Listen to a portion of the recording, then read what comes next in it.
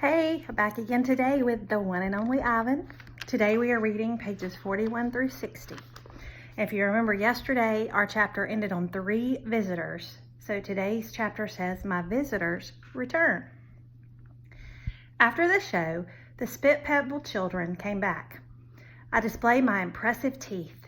I splash in my filthy pool. I grunt and hoot. I eat and eat and eat some more. The children pound their pathetic chest. They toss more pebbles. Slimy chimps, I mutter. I throw a me-ball at them. Sometimes I wish the glass was not there. Sorry. I'm sorry I called the children slimy chimps. My mother would be ashamed of me. Julia. Like the Spitball children, Julia is a child. But that, after all, is not her fault. While her father, George, cleans the mall each night, Julia sits by my domain. She could sit anywhere she wants, by the carousel, in the empty food court, on the bleachers coated in sawdust. But I'm not bragging when I say that she always chooses to sit with me.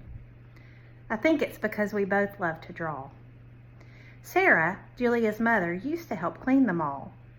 But when she got sick and grew pale and stooped, Sarah stopped coming.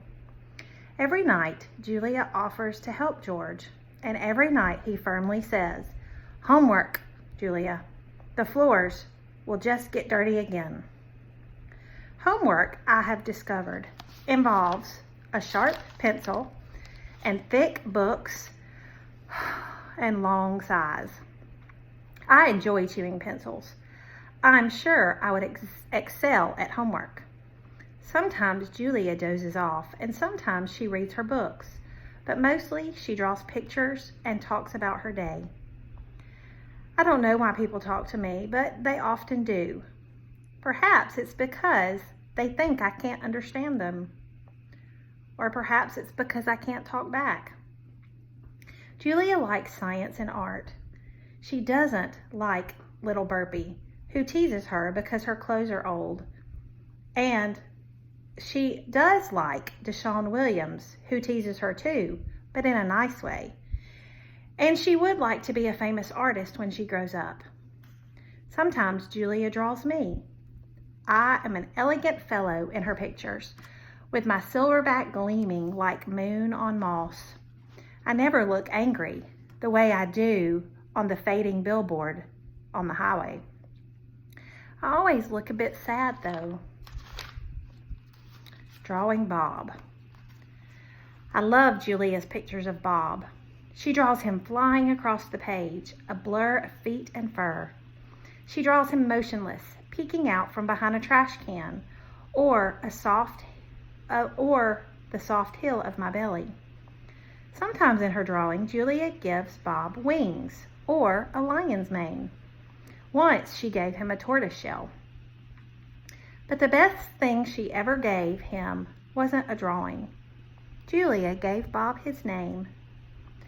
For a long time, no one knew what to call Bob. Now and then, a mall worker would try to approach him with a tidbit. Here, doggy, they'd call, holding out a French fry. Come on, Pooch, they'd say. How about a little piece of sandwich? But he would always vanish into the shadows before anyone could get too close. One afternoon, Julia decided to draw the little dog curled up in the corner of my domain. First, she watched him for a long time, chewing on her thumbnail. I could tell she was looking at him the way an artist looks at the world when she's trying to understand it. Finally, she grabbed her pencil and set to work. When she finished, she held up the page. There he was, the tiny, big-eared dog. He was smart and cunning, but his gaze was wistful. Under the picture were 3 bold, confident marks circled in black. It was pretty certain it was a word, even though I couldn't read it. Julia's father peered over her shoulder. That's him exactly, he said, nodding. He pointed to the circled marks. I didn't realize his name was Bob, he said. Me either, said Julia. She smiled. I had to draw him first. Bob and Julia. Bob will not let humans touch him. He says their scent upsets his digestion. But every now and then I see him sitting at Julia's feet. Her fingers move gently just behind his right ear. There's a picture.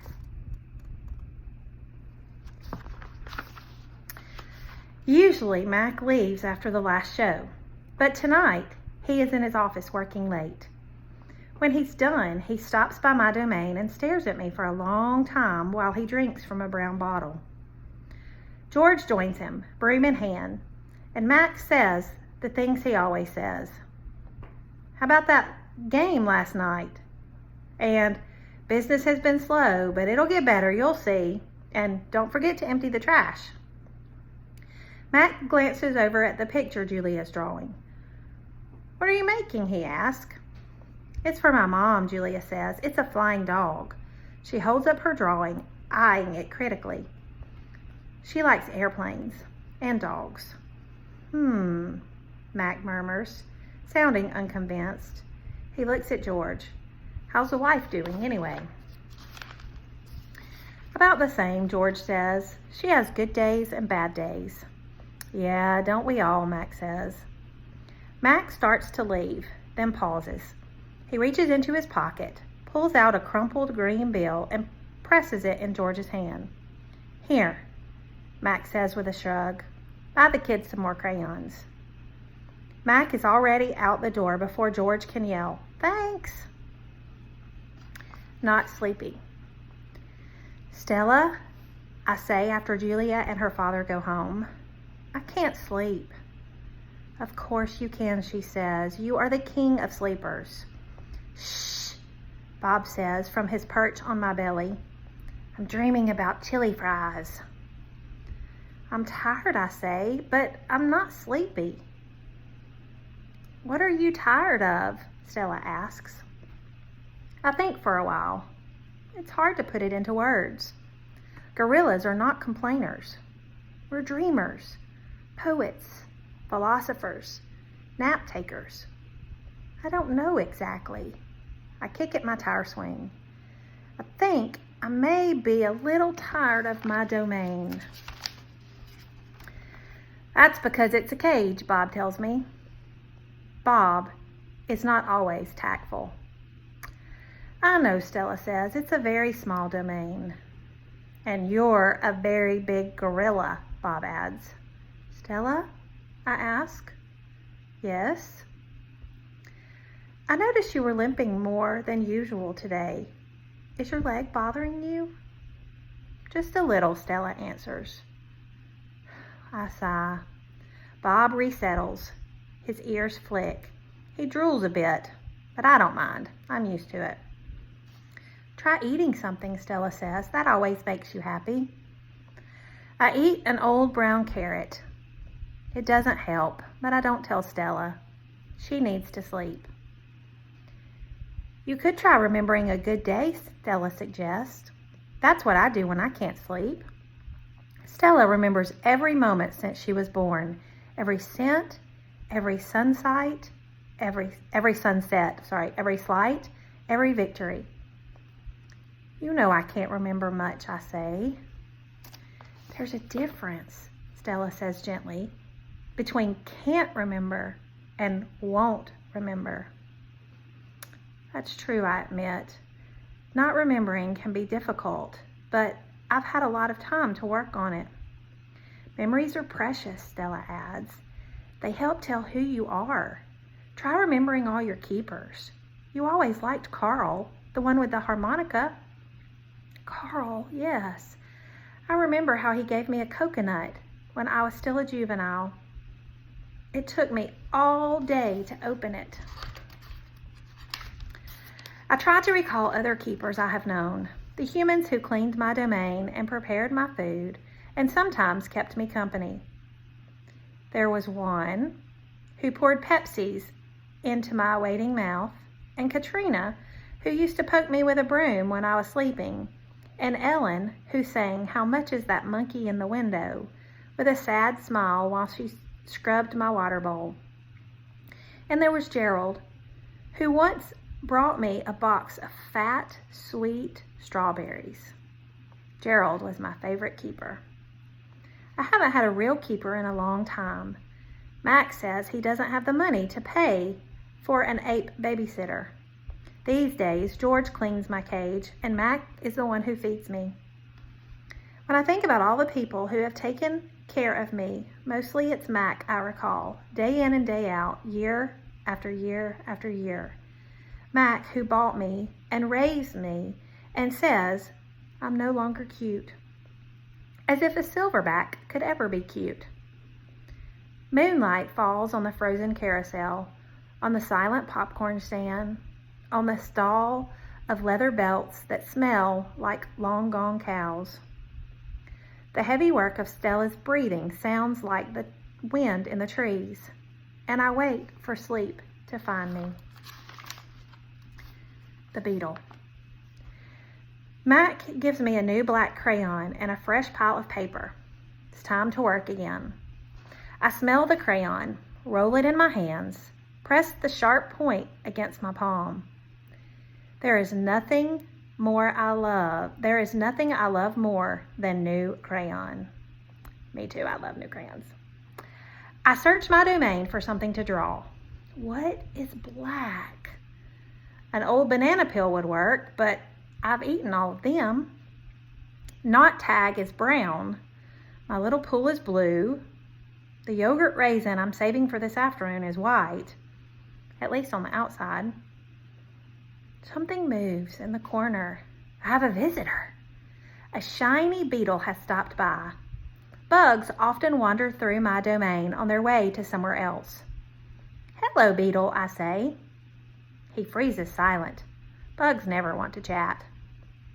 The beetle's an attractive bug with a body like a glossy nut. He's black as a starless night. That's it. I'll draw him. It's hard making a picture of something new. I don't get a chance that often, but I try.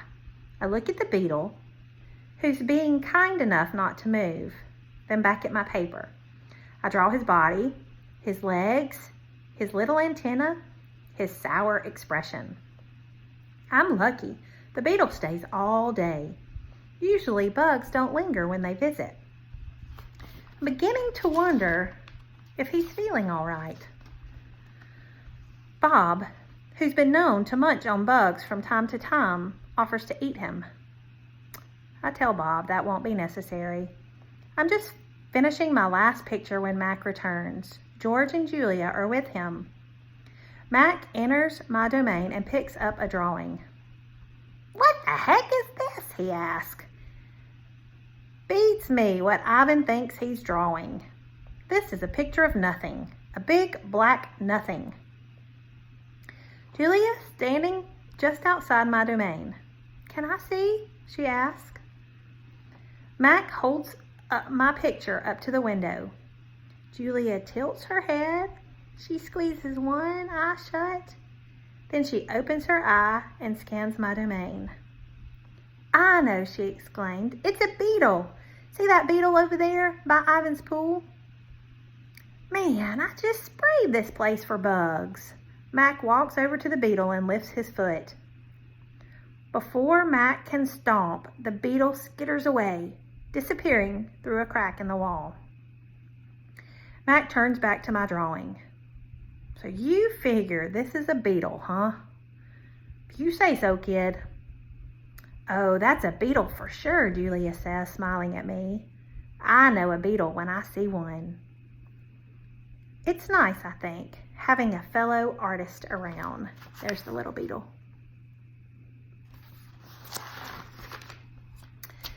Change. Can't read very well. Stella is the first to notice the change, but soon we all feel it. A new animal is coming to the Big Top Mall. How do we know this? Because we listen, we watch, and most of all, we sniff the air. Humans always smell odd when change is in the air, like rotten meat with a hint of papaya. That's all for today. I'll send you the questions to your parents and I'll see you tomorrow. Hope you're enjoying. One and only Ivan.